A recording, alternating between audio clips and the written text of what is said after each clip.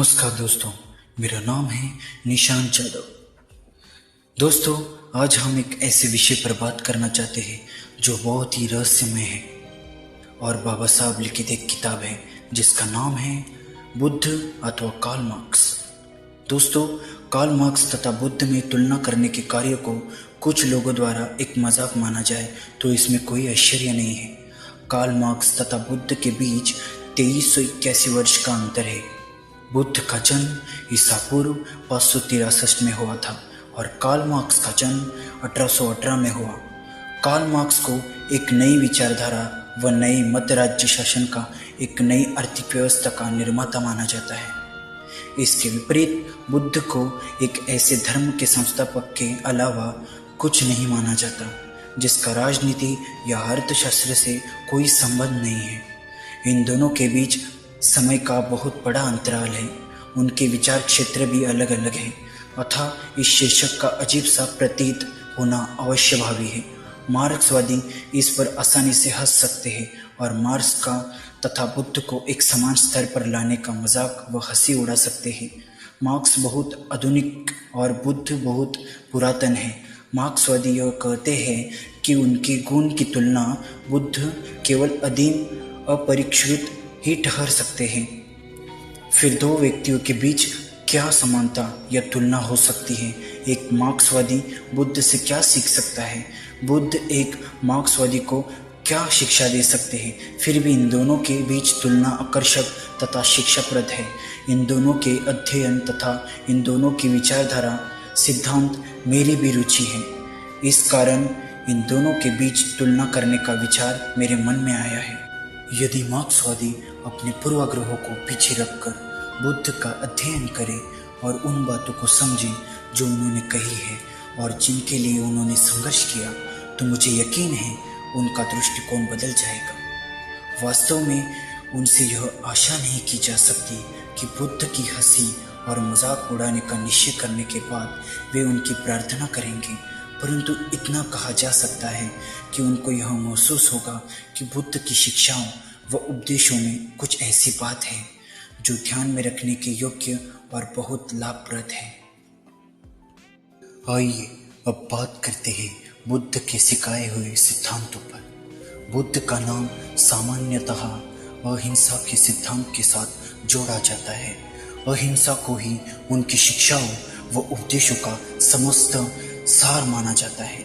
उसे ही उनका प्रारंभ व अंत समझा जाता है। बहुत कम व्यक्ति इस बात को जानते हैं कि बुद्ध ने जो उपदेश दिए वे बहुत ही व्यापक है, अहिंसा से बहुत बढ़कर है। यह आवश्यक है कि उनके सिद्धांतों को विस्तारपूर्वक प्रस्तुत किया जाए। पहला सिद्धांत, मुक्त समाज के लिए धर्म आवश्यक है। प्रत्येक धर्म अंगीकार करने योग्य नहीं होता। धर्म का संबंध जीवन के तथ्यों व वास्तविकताओं से होना चाहिए। ईश्वर या परमात्मा या स्वर्ग या पृथ्वी से संबंध में सिद्धांतों तथा अनुमान मात्र निराधार कल्पना से नहीं होना चाहिए। ईश्वर को धर्म का केंद्र बनाना अनुचित है। आत्मा की मुक्ति या मोक्ष को धर्म का केंद्र बनाना अनुचित है। पशु बलि को धर्म का केंद्र बनाना अनुचित है। वास्तविकता धर्म का वास मनुष्य के हृदय में होता है, शास्त्रों में नहीं। धर्म के केंद्र मनुष्य तथा नैतिकता होनी चाहिए। यदि नहीं तो धर्म एक क्रूर अंधविश्वास है। नैतिकता के लिए जीवन का आदर्श होना ही पर्याप्त नहीं है। दोस्तों, अब बात करते हैं कार्ल मार्क्स के मौलिक सिद्धांतों पर। अब हम कार्ल मार्क्स द्वारा मौलिक रूप से प्रस्तुत मूल सिद्धांत का विवेचन करते हैं। इसमें संदेह नहीं है कि मार्क्स आधुनिक समाजवाद या साम्यवाद का एक जनक है। पहला सिद्धांत, दर्शन का उद्देश्य विश्व का पुनर्निर्माण करना है, ब्रह्मांड की उत्पत्ति की व्याख्या करना नहीं। जो शक्तियाँ इतिहास की दिशा को निश्चित करती है वे मुख्यतः आर्थिक होती हैं। तीसरा, समाज दो वर्गों में विभक्त है, मालिक तथा मजदूर। चौथा, इन दोनों वर्गों के बीच हमेशा संघर्ष चलता है। पांचवा, मजदूरों का मालिक द्वारा शोषण किया जाता है, मालिक उस अतिरिक्त मूल्य का दुरुपयोग करते हैं जो उन्हें अपने मजदूरों के परिश्रम के परिणाम स्वरूप मिलता है। छठा, उत्पादन के साधनों का राष्ट्रीयकरण अर्थात व्यक्तिगत संपत्ति का उन्मूलन करके शोषण को समाप्त किया जा सकता है। सातवां, इस शोषण के फलस्वरूप श्रमिक अधिकाधिक निर्बल व दरिद्र बनाए जा रहे हैं। दोस्तों, रहस्यमय बात तो यह है कि कार्ल मार्क्स और बुद्ध में 2381 वर्ष का बहुत बड़ा अंतराल होके भी दोनों के समाजवाद के विचार मिलते जुलते कैसे थे।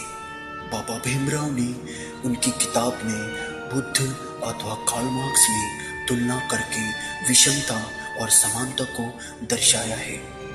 अगर हमारा ये वीडियो आपको पसंद आया हो तो हमारे न्यू चैनल भीम कम्युनिटी को सब्सक्राइब करके हमारा सहयोग करें। जय भीम, जय भारत।